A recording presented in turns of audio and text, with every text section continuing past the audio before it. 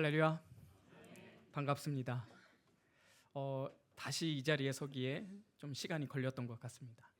그런데 이렇게 얼굴을 보니까 너무나 반갑고, 그리고 다시 이 자리에 섰다는 게 얼마나 또 하나님 앞에 감사한지 모르겠습니다. 참 부족한데 담임 목사님께서 저를 다시 불러주시고, 또는 우리 장로님께서도 이렇게 저를 흔쾌히 불러주신 거 다시 한번 감사드립니다. 우리가 이제는 하나님의 말씀에 집중하면서 우리가 함께 나누기를 원하는데, 특별히 저 개인적으로는 한가람교회가 제가 이제 6교회를 사역을 했었는데, 사실 그 중에 가장 제 마음이, 그리고 제일 사랑 많이 받았던 교회가 한가람교회입니다. 담임 목사님께서 물론 저를 부르셨지만, 만약에 저에게 그런 마음이 없었다면 제가 이 자리에 오지 않았을 것 같아요. 근데 한가람 교회이기 때문에 그래도 부족하지만 순종했고 이 자리에 왔는데, 한가람 교회는 저에게 참 특별한 교회입니다. 그러다 보니까 저 나름대로 굉장히 애정이 있어요. 제가 한가람 교회를 떠나고 나서 여러분 이렇게 기억나고 연락도 하고 싶고 막 그랬지만은 뭐 그럴 수 있는 상황이 아니었기 때문에 잠깐 잊었지만, 다시 이 자리에 오니까 여러분들이 반겨주는 그런 모습 속에서 하나하나 그런 것들이, 옛날의 기억들이 되살아나면서 얼마나 좋았는지 모르겠습니다. 그러면서도 제 안에 여전히 한가람 교회를 향한 바램과 간절함, 그리고 그런 꿈을 이 시간 우리가 함께 나누고자 오늘 말씀을 정했습니다. 자, 1절 말씀 우리 같이 읽어보면서 본격적으로 말씀을 나누도록 하겠습니다. 자, 1절 말씀 같이 한번 읽겠습니다. 시작. 형제들아, 내가 신령한 자들을 대함과 같이 너희에게 말할 수 없어서 육신에 속한 자 곧 그리스도 안에서 어린아이들 대함과 같이 하노라. 아멘. 오늘 본문의 말씀에 보면은 두 그룹이 대조되어 있는 것을 보게 됩니다. 첫 번째 그룹은 무엇입니까? 형제들아, 내가 신령한 자들을, 여기서 말하는 신령한 자들, 그리고 뒤에 보면, 후반부에 보면 육신에 속한 자. 그러니까 다시 말하면 신령한 자와 그리고 육신에 속한 자가 대조되고 있는 모습을 보게 됩니다. 자, 그러면 여기서 육신에 속한 자는 어떻게 설명하고 있냐면, 곧 그리스도 안에서 어린아이들 대함같이 하노라. 어린아이 같은 신앙, 좀 미성숙한 사람, 이런 사람들에 대해서 육신에 속한 자라고 얘기하는 거예요. 근데 중요한 건 뭐냐면, 육신에 속한 자 그리고 육체에 속한 자가 따로 있는데, 육체에 속한 자는 하나님을 믿지 않는 자예요. 근데 여기서 보면은 그리스도 아니라는 부분들, 이것을 빼먹지 말아야 한다는 거예요. 그리스도 안에 있지만 신앙이 미성숙한 어린아이 같은, 그래서 2절에 이렇게 얘기합니다. 내가 너희를 젖으로 먹이고 밥으로 아니하였노니.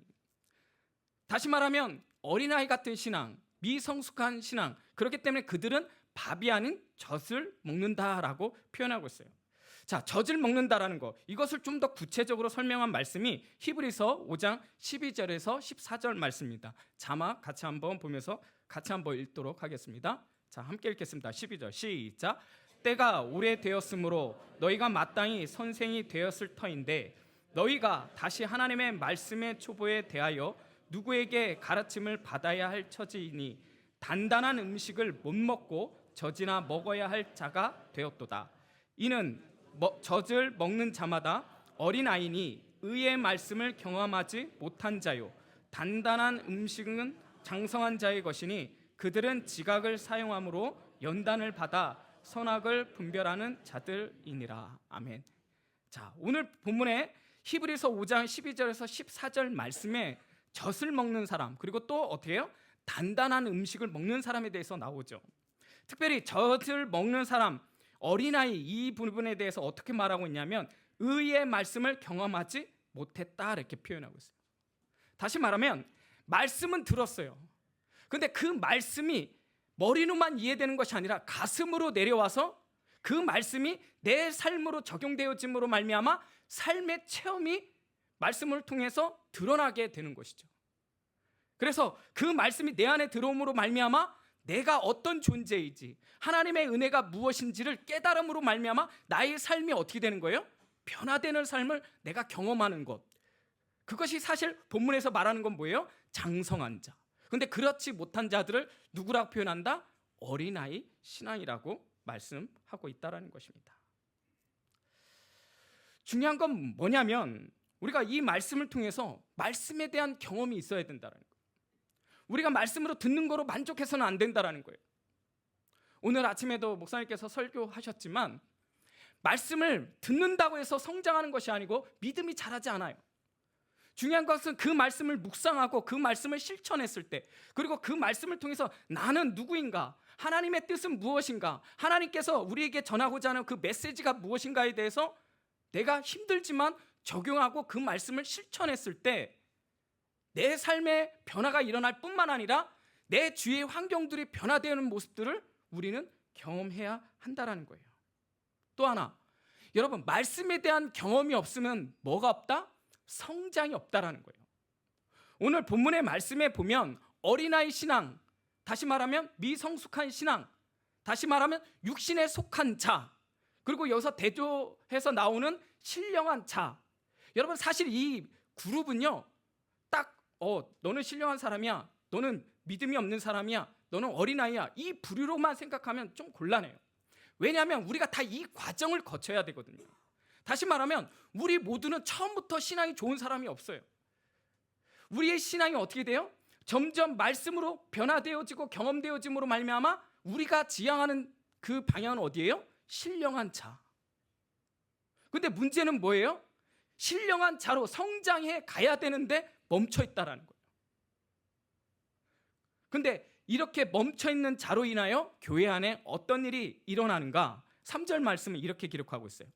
너희는 아직도 육신에 속한 자로다. 너희 가운데 시기와 분쟁이 있으니. 이런 사람을 통해서 교회가 어떤 일이 일어나느냐? 시기와 분쟁이 일어난다는 거예요. 우리가 여기서 시기 이렇게 얘기하면 어떤 질투적인 개념, 감정적인 개념으로만 쉽게 생각할 수 있는데, 이것을 더 원문적으로 본다라면 이 안에는 어떤 뜻을 담고 있냐면 원문 자체로 볼 때는 끓음, 그러니까 뭐 피가 끓어오르다, 뭐 그런 뜻 있지 않습니까? 다시 말하면 뜨겁다, 이런 뜻을 포함하고 있어요. 근데 제가 여기서 좀 더 집중하고 싶은 건 뭐냐면 이 시기, 이거를 젤로스라고 얘기하는데 여기는 어떤 뜻을 내포하고 있냐? 열심을 내포하고 있다. 열심. 여러분, 우리 신앙에 있어서 열심 너무나 중요하죠. 그런데 또 한편으로는 이것이 교회 안에 시기와 분쟁을 일으킨다라는 거예요. 왜 그렇습니까? 여러분, 이 열심은 반드시 필요해요. 근데 그 열심이 말씀에 대한 지식과 그리고 그 말씀을 통해서 컨트롤되지 않으면 문제가 되는 거예요. 그 열심을 인해서 어떤 것이 우리 안에 생기게 되나요? 나는 이렇게 열심히 하는데 상대적으로 다른 사람과 비교하게 되죠. 우월의식을 갖게 되죠. 나는 새벽기도 나와. 나는 예배를 빠진 적이 없어. 나 헌금 빠뜨린 적이 없어.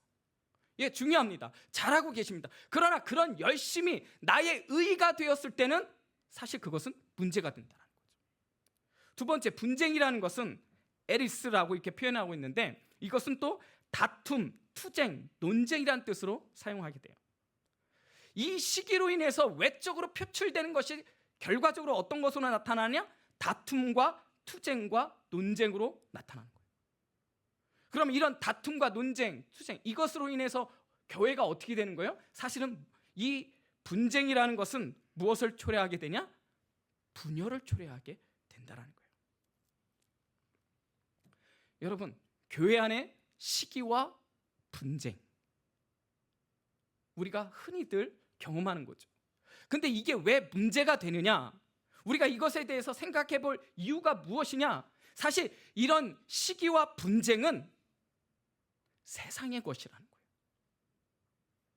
자, 이 부분에 대해서 좀 더 살펴보기를 원하는데, 여러분, 오늘 본문은 고린도 교회예요. 고린도 교회에 세워진 교회에서 일어난 일이에요. 우리가 좀 알아야 될 것은 뭐냐면 고린도 지역, 고린도라는 이 도시의 특징을 알아야 돼요.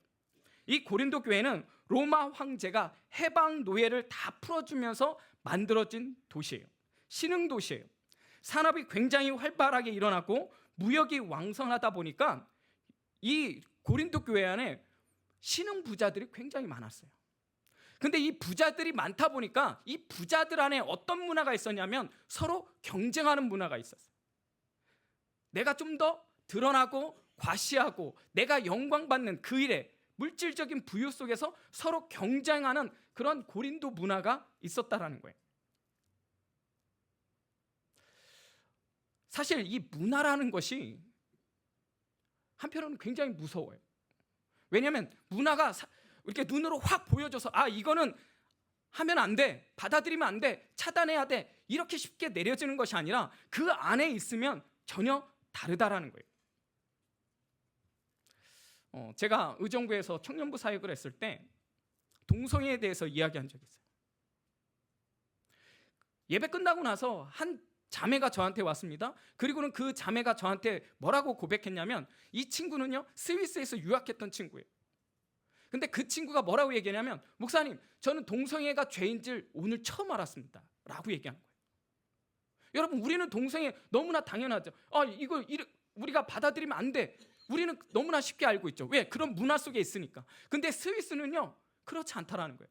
남자가 여자가 손 붙잡고 가는 게 너무나 당연하고, 그리고 동성끼리 결혼하는 거 너무나 쉽게 받아들이는 그런 문화 속에서 살다 보니까 그냥 그건 하나의 문화예요. 그럴 수도 있지. 근데 그것이 죄라고 인식하냐? 아니라는 거예요. 근데 제가 성경을 통해서 그건 죄다라고 이야기했을 때 비로소 이 자매는 그게 죄였군요 라고 깨닫게 되었다는 거예요. 이게 문화라는 거예요. 좀 더 고린도 교회를 살펴본다면 이 고린도 이 도시는요 디오니소스라는 술의 신을 섬겼던, 숭배했던 그런 도시였어요. 여러분, 술 문화가 굉장히 활발하게 일어났다면 이 술 문화하고 같이 들어오는 게 뭐예요? 성문화예요.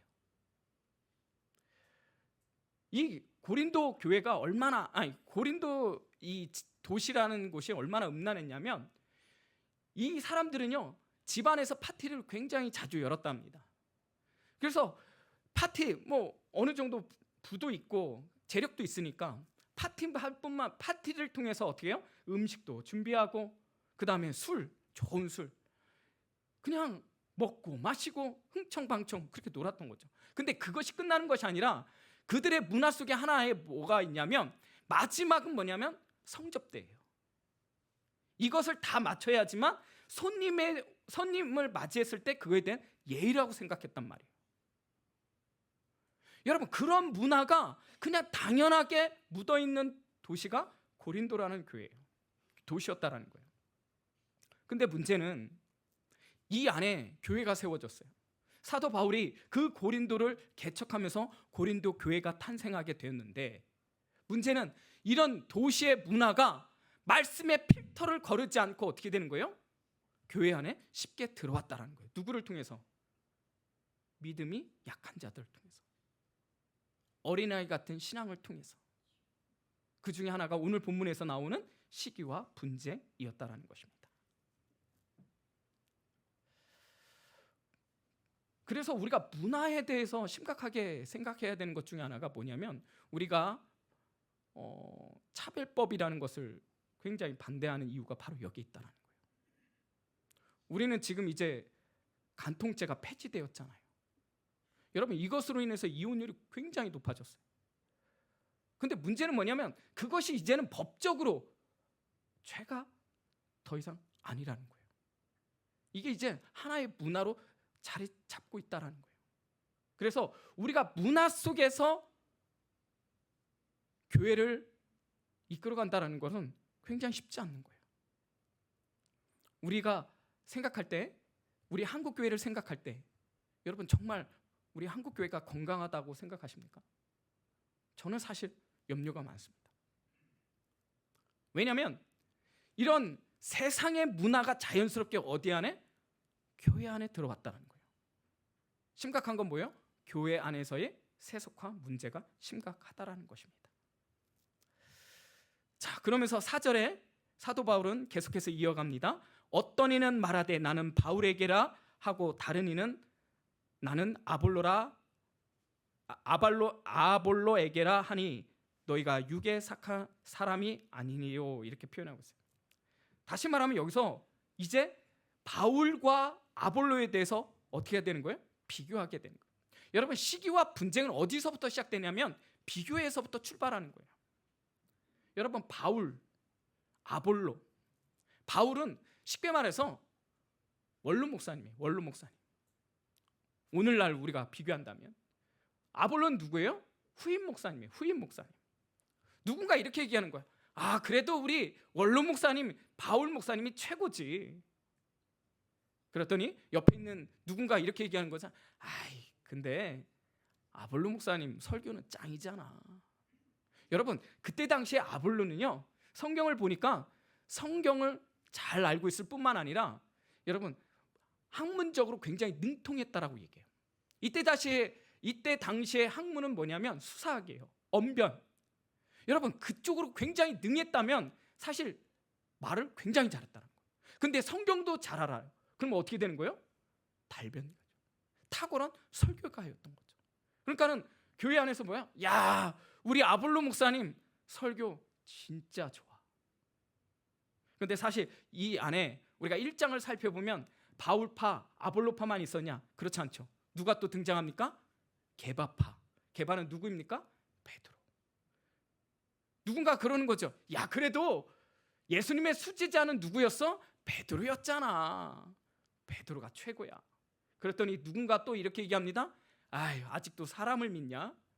나는 그리스도를 따라. 나는 그리스도를 믿는 사람들이야. 어떤 파가 생긴 거예요? 그리스도파. 근데 사실 바울파, 아볼로파, 그리고 베드로파, 게바파, 그리고 그리스도파, 도찐, 개찐이었던 거죠. 그런데 이 서로가 경쟁하기 시작하는 거예요.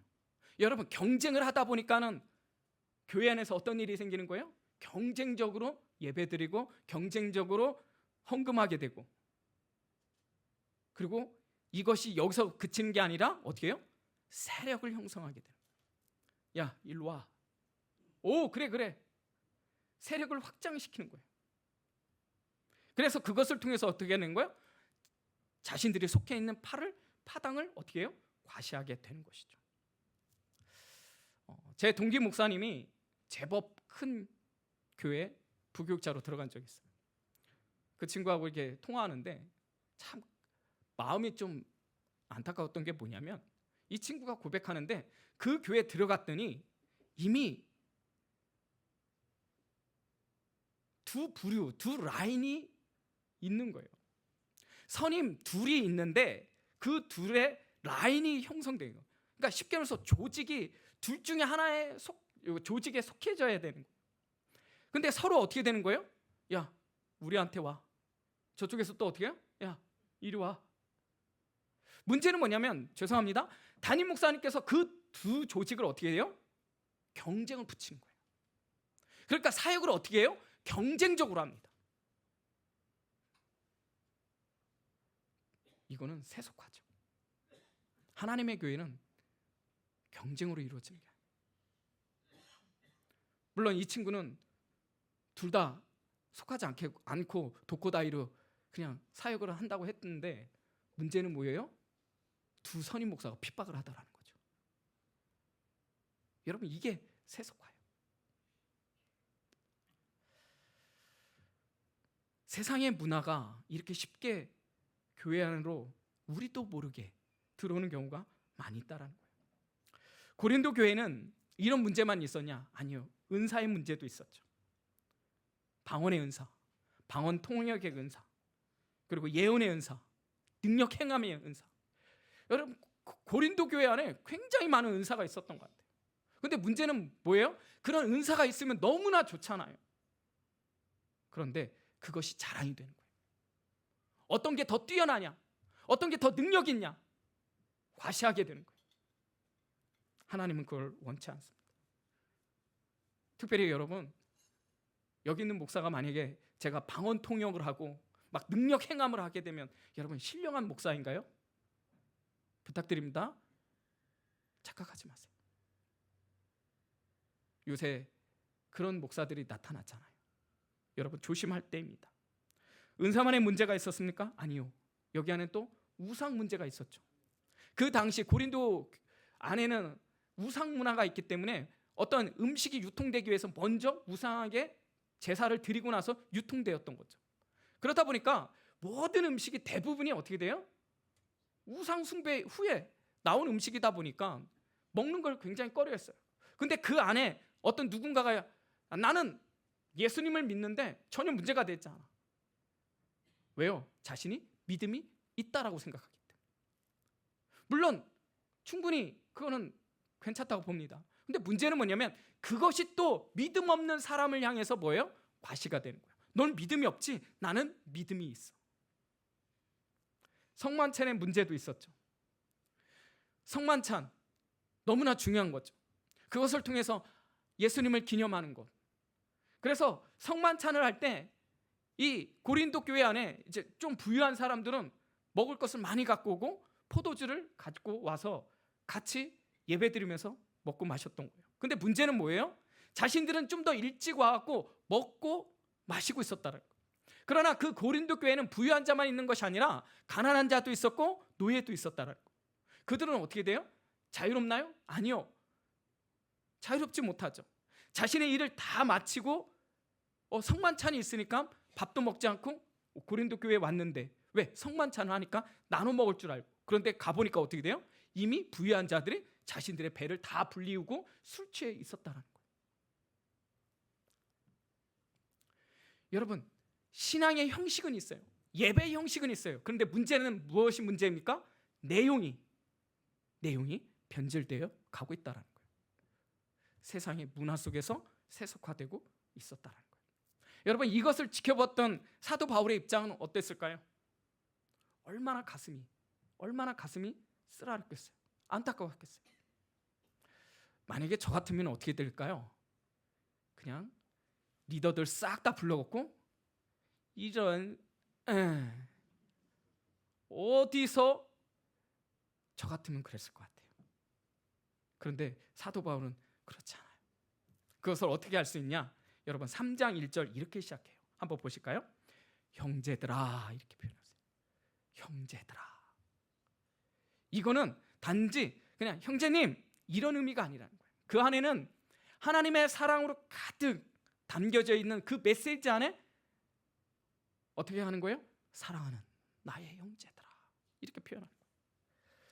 그러면서 5절 말씀을 계속해서 읽어나갑니다. 5절 말씀도 우리 같이 한번 읽어볼까요? 시작. 그런즉 아볼로는 무엇이며 바울은 무엇이냐? 그들은 주께서 각각 주신 대로 너희로 하여금 믿게 한 사역자들이니라. 여러분 여기서 보면은 사역자들 이렇게 표현하면 뭔가 있어 보이죠. 근데 그 원뜻은 뭔지 아십니까? 그냥 종이에요. 식탁 밥 먹는데 옆에서 시중 드는 그런 종이에 불과한 거예요. 여기서 말하는 사역자들아 그럴듯하지만 실제로는 너희들은 종이야. 아볼로 무엇이냐? 바울이 무엇이냐? 둘 다 종에 지나지 않아. 이렇게 표현하고 있는 거예요. 한번 제가 예를 들어볼게요. 여러분 돌쇠가 있어요. 그리고 또 누가 있어요? 마당새가 있어요. 이 돌쇠하고 마당새가 서로 일을 자기가 잘한다고 막 서로 싸우는 거예요. 야, 내가 밭을 얼마나 많이 갈았는 줄 알아? 마당새가 뒤지지 않아요. 야, 내가 마당을 얼마나 많이 쓸었는 줄 알아? 여러분 둘이 티격태격 싸우는 거예요. 그런데 주인이 이렇게 부르는 거예요. 돌쇠야 이러더니 돌쇠야 이렇게 부르면 어떻게 해요? 둘이 싸우다가 돌쇠가 예 주님, 예 주인님 하고 달려가는 거예요. 근데 마침 그때 또 마님이 뭐라고 얘기하는 거예요? 야 마당새야 이렇게 얘기하는 거 뭐예요? 아 예 마님 하고 가는 거예요. 여러분 지금 막 싸우고 있잖아요. 근데 주인이 부르니까 마님이 부르니까 어떻게 돼요? 아무렇지도 않은 거예요. 의미가 없어요. 바로 그것이 오늘 본문에 나와 있는 사역자들이니라 라는 표현이에요. 우리는 종이라는 거예요. 그러면서 사도 바울은요 그 개념 속에서 6절 7절을 통해서 시선을 바꿉니다. 6절 7절 제가 한번 읽어볼게요. 나는 심었고 아볼로는 물을 주었을 때 오직 하나님께서 자라나게 하셨나니 그런즉 심는 이나 물 주는 이는 아무것도 아니로되 오직 자라게 하시는 이는 하나님뿐이니라. 여러분 6절과 7절에서 반복되는 게 뭐예요? 오직 하나님께서 자라나게 하셨나니, 오직 자라나게 하시는 분은 하나님뿐이니라. 강조해요. 똑같은 말이에요. 다시 말하면 바울은 아무것도 아니야, 아볼로는 아무것도 아니야. 정말 중요한 건 오직 하나님뿐이야. 여러분, 심는 거 중요하죠. 물 주는 거 참 중요해요. 농작물이, 생물이 크기 위해서는 반드시 그런 절차가 있어야죠. 근데 정말 중요한 건 생명의 주관자는 하나님이라는 거예요. 제가 배추 농사 하시는 분을 알고 있어요. 제가 일을 하면서 만난 분인데, 제가 그분을 알고 있으니까 제가 한 번은 이제 가을 되어서 제가 그분한테, 그 어르신이었는데 어르신한테 이렇게 물었어요. 어르신, 이번에 어떻게 배추 농사 잘 됐나요? 배추값 제법 많이 올랐던데. 이랬더니 이 어르신이 뭐라고 얘기합니까? 에이, 고라니가 다 파먹었어. 여기는 피부적으로 못 느끼시는 것 같아요. 성남에 계시는 분인데, 여러분 그분이요 굉장히 부지런하신 분이에요. 근데 문제는 뭐예요? 그렇게 애지중지 부지런하게 물을 주고 농약을 치고 그 배추를 가꾸려고 했는데, 다음날 일어나 보니까 어떻게 된 거예요? 고라니가 와서 다 쑥대밭을 만든 거예요.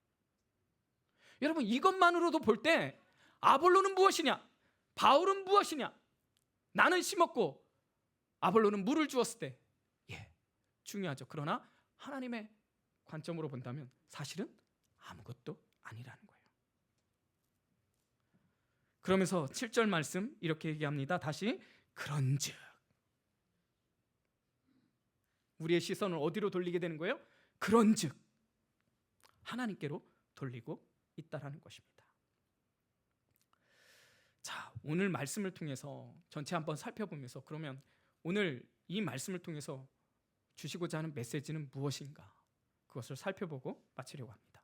첫 번째는 여러분, 자신의 정체성을 정확하게 알아야 돼요. 자신의 정체성을 정확하게 알아야 돼요. 이게 왜 중요하냐? 여러분, 오늘 본문에서 신령한 자가 있었고, 그리고 어린아이 같은 육신에 속한 자라고 표현되고 있죠.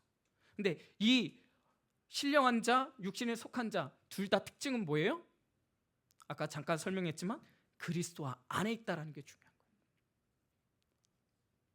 여러분, 그리스도 안에 있다라는 것, 여러분 우리가 그리스도 안에 있다라는 그 말씀 속에 우리가 하나님을 비춰보는 거예요. 우리가 하나님 앞에 서보는 거예요. 여러분, 하나님 앞에 섰을 때 잘난 사람 누가 있어요? 뛰어난 자가 누가 있어요?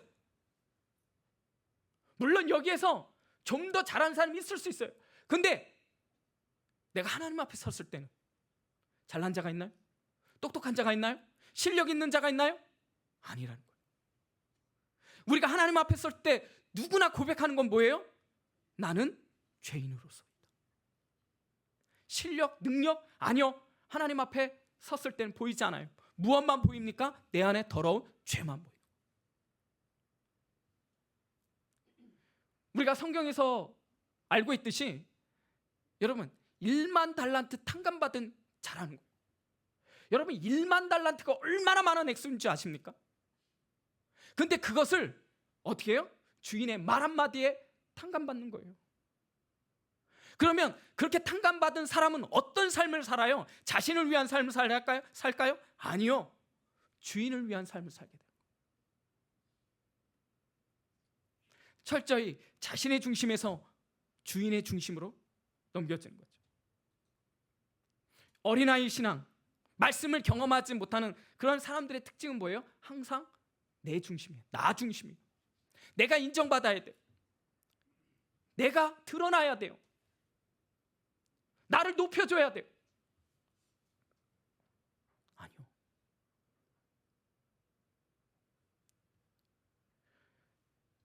한 제자가 이렇게 예수님한테 질문합니다. 예수님, 가장 큰 계명이 무엇입니까? 여러분 기억하십니까? 예수님 사랑, 하나님 사랑, 이웃 사랑이에요. 하나님 사랑, 이웃 사랑. 여기서 대표되는 의미 중에 하나는 무엇입니까? 나 중심의 신앙이 아니라 내 이웃, 내 형제, 내 교회, 내 공동체. 여러분, 우리가 그리스도 안에서 복을 받아야 돼요. 여러분, 복을 받는 이유가 무엇입니까? 잘 먹고 잘 살기 위해서? 아니요. 그것은 세속적인 거예요. 우리가 그리스도 안에서 복을 받는 이유는 뭐예요? 나를 통해서 내 이웃이 잘 되게 하는 것.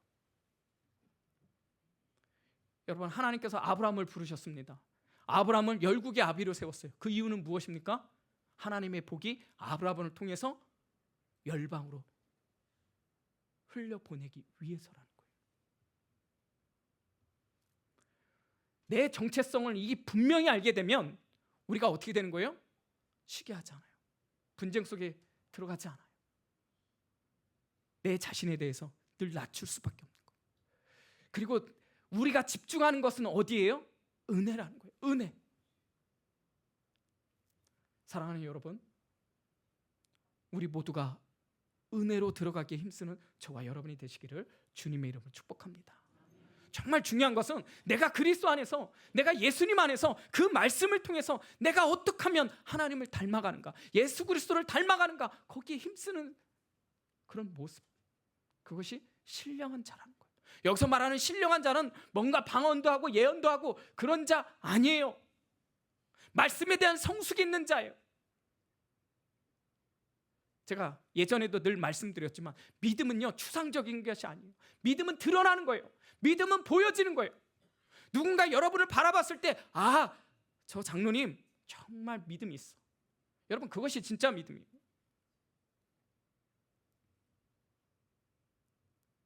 아, 저 집사님을 만났는데 말씀을 얼마나 사모하는지.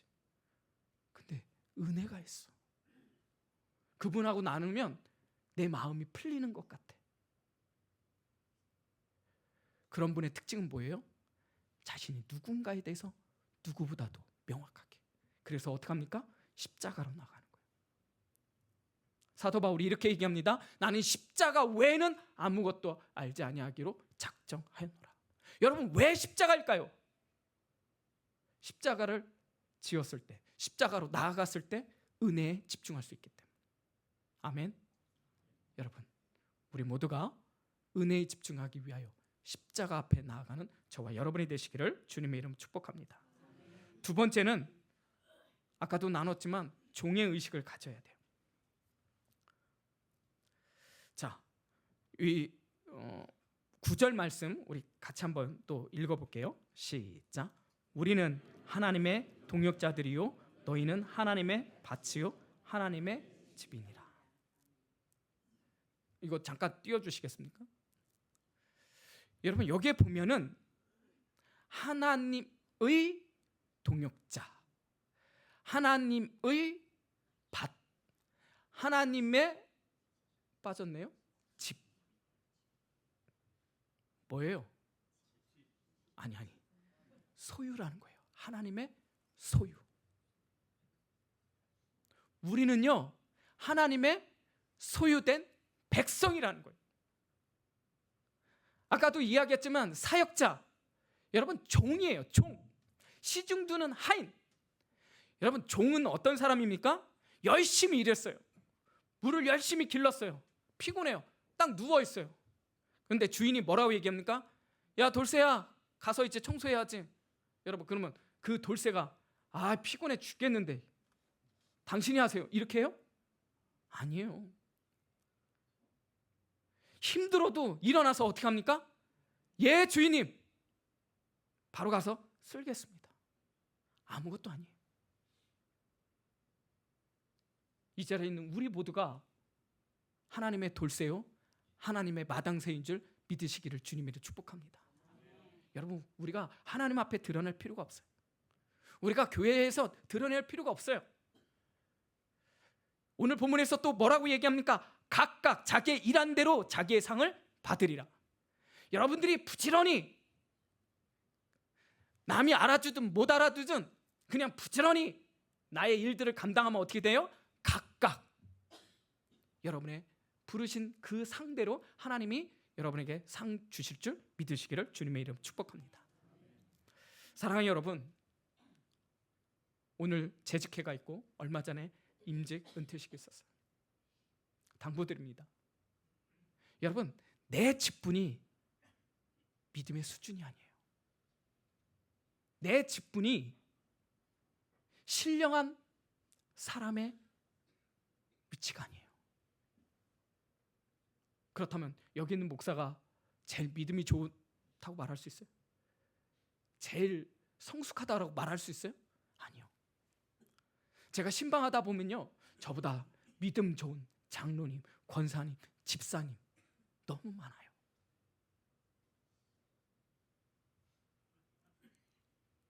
직분이 성숙을 말하지 않아요.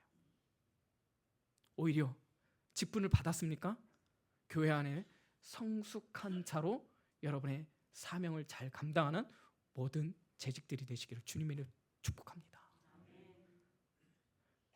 우리가 오늘 본문의 말씀을 통해서 나의 정체성을 분명히 깨닫고 우리가 종의 의식을 갖는다라면 우리가 하나님 앞에 고백할 수 있는 것은 무엇입니까? 사도 바울이 이렇게 고백합니다. 죄인 중에 내가 괴순이라. 누가 사도 바울과 견줄 수 있습니까? 그런데 사도 바울은 이렇게 얘기해요. 내가 죄인이라. 난 죄인 중에 또 괴순이라. 그리고 성경 말씀에 보면 뭐라고 얘기합니까? 나는 무익한 종이라. 아멘. 여러분, 우리 한가람 교회가 이렇게 자신의 정체성과 종의 의식을 갖고 교회의 부르심 속에서 순종할 수 있는 저와 여러분이 되시기를 주님의 이름으로 축복합니다. 하나님의 동역자들, 그리고 하나님의 밭, 하나님의 집, 여기에 또 하나 특징은 뭐냐면 공동체라는 거예요. 공동체, 그리고 교회를 말하고 있다는 거예요. 다시 말하면 여러분, 교회는 나 혼자 만들어가는 게 아니에요. 우리가 서로 연결되어져서 우리가 서로 하나의 힘씀을 통해서 누가 하나님께서 서로 모난 부분, 좋은 부분 부딪히면서 하나님의 교회를 만들어 가고 있다는 거예요. 특별히 우리는요, 수많은 교회 중에 한가람 교회로 부르셨습니다. 이 한가람 교회, 정말 하나님이 기뻐하시는 교회가 되어서 정말 하나님이 우리 교회를 향해서 너희들은 나의 동역자다. 한가람 교회는 나의 밭이다. 함께 한가람 교회는 나의 집이라고 칭찬받는 우리 한가람 교회가 되시기를 주님의 이름으로 간절히 기도합니다. 기도하겠습니다.